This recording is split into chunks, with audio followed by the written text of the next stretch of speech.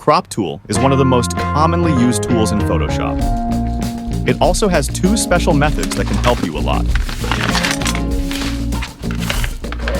1. Basic crop tool.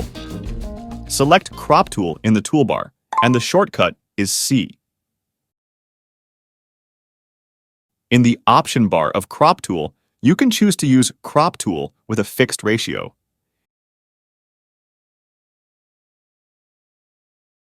And you can also use the crop tool with specific size and resolutions.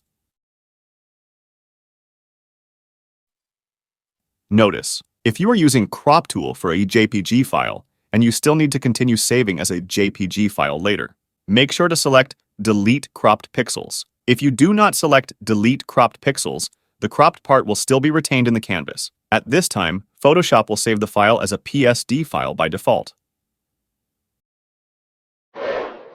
2.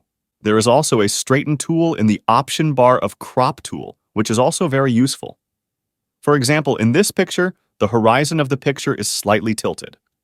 If we use the basic crop tool, we need to rotate the angle to align the horizontal line and then crop. And if you use the straighten tool, you just need to draw a line in the horizontal part of the picture. Then Photoshop will automatically align the horizontal lines and help us crop the image. There is also a perspective crop tool below the basic crop tool. A picture like this has a certain perspective. We can use the perspective crop tool and select the side of the building with this tool. Then you will get a perfect front view of the building. That's for today's video. Thanks for watching.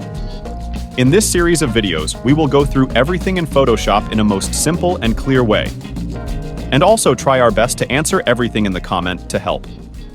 Please consider hitting the like button or subscribe to support this channel.